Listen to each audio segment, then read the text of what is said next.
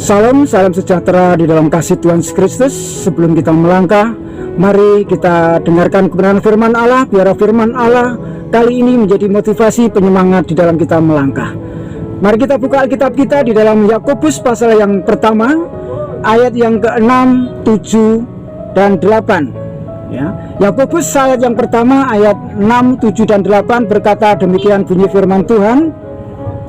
Hendaklah ia memintanya dalam iman dan sama sekali jangan bimbang, sebab orang yang bimbang sama dengan gelombang laut yang diombang-ambingkan kian kemari oleh angin. Orang yang demikian janganlah mengira bahwa ia akan menerima sesuatu dari Tuhan, sebab orang yang mendua hati tidak akan tenang di dalam hidupnya. Kebenaran firman Allah pada kesempatan pagi hari ini kami berjudul Jangan Bimbang. Bimbang berarti ragu-ragu. Bimbang bisa diartikan tidak teguh di dalam iman, di dalam kita memilih. Bimbang berarti tidak ada keyakinan di dalam hati kita. Bimbang bisa diartikan khawatir yang ada di dalam setiap kehidupan kita.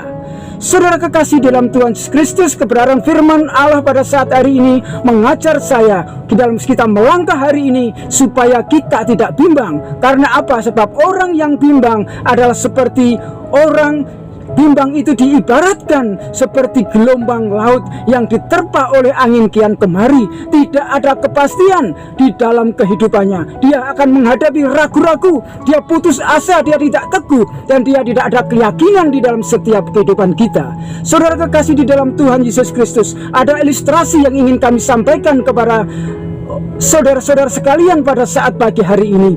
Ada seorang bapak dan anak, dan mereka akan pergi keluar kota dengan menunggang seekor kuda yang gagah perkasa, kuda yang sehat. Saudara kasih dalam Tuhan, bapak dan anak ini mempersiapkan semuanya ini, dan keesok harinya bapak dan anak ini pergi meninggalkan kampung halamannya menuju ke suatu daerah. Tetapi saudara kasih dalam Tuhan, belum beberapa lama dia melangkah, dia ditegur dengan seorang. Dikatakan orang ini tidak mempunyai perkemanusiaan. Bagaimana satu ekor kuda ditumbangi dengan beban yang begitu berat dan dinaiki seorang bapak dan anak? Bagaimana ini bapak ini mempunyai perkemanusiaan? Setelah dipikir saudara sekalian, bapak dan anak ini turun. Oleh sebab itu anak ini dan bapak ini bersepakat, anaknya yang naik di atas kuda dan bapaknya turun berjalan. Selang beberapa waktu lamanya juga mereka ketemu dengan orang, ditegur lagi oleh seseorang. Dikatakan anak ini tidak ada rasa hormatnya. Masa orang tuanya disuruh jalan kaki untuk menuntun kudanya, sedang dia enak-enak duduk di atas pelana. Saudara kasih dalam Tuhan Kristus, akhirnya bapak dan anak ini berunding lagi. Dia turun dari kudanya sehingga dia putuskan bapaknya yang naik kuda, anaknya yang turun dan menuntun kudanya.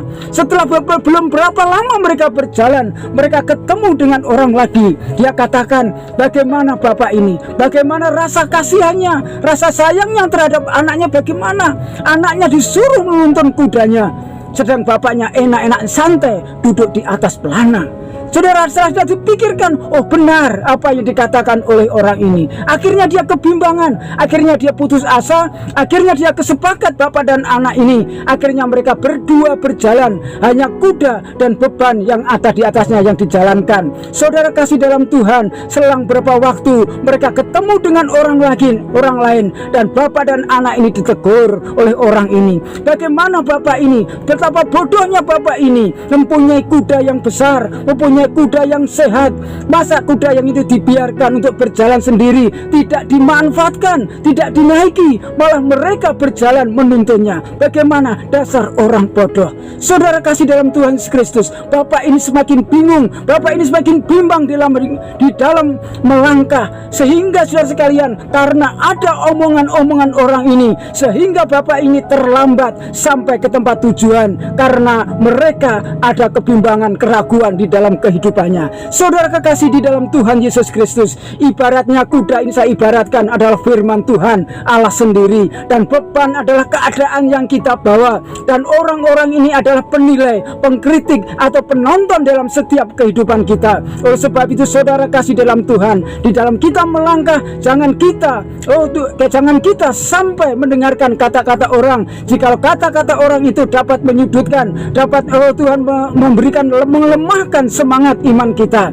orang-orang itu kita anggap sebagai penonton. Oleh sebab itu firman Allah mengatakan jangan bimbang, hendaklah kamu jangan bimbang, karena orang bimbang tidak akan mendapatkan apa-apa. Seperti yang di dalam ilustrasi ini, ada orang yang sudah percaya kepada Tuhan, tapi yang dalam prakteknya, di dalam praktek lapangannya, mereka banyak menghadapi godaan, menghadapi cemoohan, menghadapi kritikan-kritikan yang tidak membangun. Akhirnya bapak dan anak ini menjadi bimbang, menjadi ragu untuk menunggangi, untuk mempergunakan firman yang sudah setiap hari, setiap waktu didengarnya. Oleh sebab itu imannya menjadi goyah, mereka tidak yakin dengan apa yang diperbuatnya. Dan akhirnya saudara kasihan, dengan imannya yang goyah ini, maka bapak dan anak ini mengambil keputusan yang salah. Saudara kekasih di dalam Tuhan Yesus Kristus, bukankah ini terjadi dalam setiap kehidupan kita, di dalam kita melangkah, di dalam kita bertindak? Saudara kasih dalam Tuhan, kita seringkali tidak ada keyakinan teguh dalam kita, kita ada kebimbangan, kita ada keraguan-raguan, kita tidak sanggup untuk memilih, untuk membedakan mana yang harus kita lakukan dan kita tinggalkan. Kita tidak ada keyakinan penuh dan kita merasa khawatir. Bagaimana orang khawatir itu tidak akan mendapatkan apa-apa, kata firman Tuhan. Oleh sebab itu saudara kasih dalam Tuhan Yesus Kristus, mari pada saat pagi hari ini kuatkan iman kita, teguhkan kita. Kalau Tuhan sudah berbicara, tetaplah kita melangkah dengan pasti, melangkah dengan iman, sebab iman adalah menentukan segalanya di dalam setiap kehidupan kita. Dan kita percaya orang yang bimbang tidak akan mendapatkan sesuatu apapun. Oleh sebab itu saudara kasih dalam Tuhan, orang yang percaya mengapa merasa menderita? Orang yang percaya kepada Tuhan mengapa belum mendapatkan apa-apa? Mengapa orang percaya doa-doanya belum terkabulkan? Ada 4 hal yang harus kita renungkan bersama pada saat pagi hari ini sebelum kita melangkah. Yang pertama, karena hati, karena ada yang merusaknya di dalam iman kita. Siapa yang merusak iman kita? Yaitu hati yang bimbang itu, hati yang ragu-ragu itu, hati yang khawatir itu, yang merusak iman percaya kita kepada Tuhan. 4 hal yang harus kita renungkan supaya apa? Doa kita dapat terkabulkan. Mengapa orang yang merasa menderita, orang Kristen, orang percaya masa menderita, doanya tidak terkabulkan? Yang pertama, karena tidak ada keyakinan penuh. Di dalam Matius 14 ayat 28 sampai 30 diceritakan tentang Petrus yang ingin berjalan di atas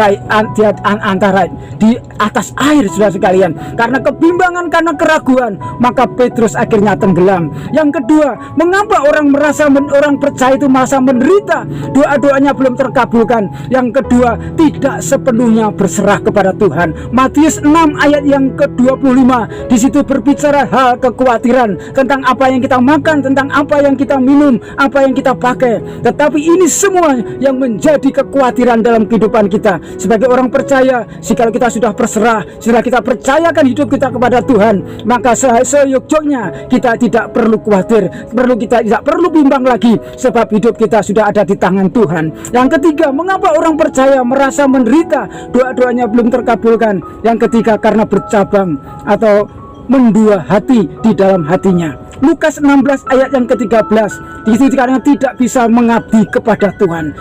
Orang yang bimbang itu adalah seperti katakan orang yang mengabdi kepada Tuhan. Imannya yang naik turun, imannya yang tidak stabil. Terkadang dia percaya kepada Tuhan, yang selain waktu kita percaya kepada orang lain. Itu saya katakan, mengapa kita tidak orang percaya merasa tidak mendapatkan apa-apa? Yang ketiga, karena mendua hati. Oleh sebab itu saudara kasih dalam Tuhan, untuk mendapatkan sesuatu daripada Tuhan, jangan kita mendua hati. Tetap fokuskan hati kita, tetap keyakinan penuh dalam hati kita, kita berserah penuh kepada Tuhan, supaya doa-doa kita terkabulkan oleh Tuhan. Yang keempat, mengapa orang percaya merasa menderita, tidak mendapatkan apa-apa di dalam berdoa? Yang keempat yaitu percaya kata orang. Ini ini sering terjadi dalam setiap kehidupan kita. Kita tidak percaya kepada orang, kita tidak percaya lagi kepada firman Tuhan. Kita tidak percaya lagi kepada Tuhan, tetapi kita percaya kepada orang. Matius 16 ayat 16, di situ dikatakan ada suatu cerita, engkau adalah Mesias, anak Allah yang hidup.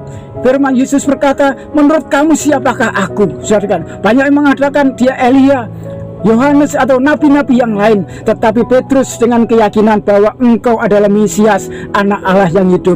Demikian juga terjadi dalam setiap kehidupan kita. Jika kita mengaku, kita percaya bahwa Allah sanggup menolong saya, Tuhan sanggup menyediakan segala sesuatunya. Oleh sebab itu percayakan hati kita.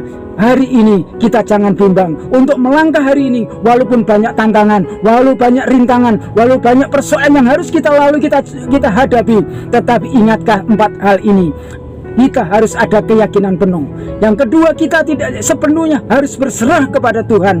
Yang keempat, jangan kita mendua hati atau bercabang hati. Yang keempat, kita harus percaya kepada firman Allah.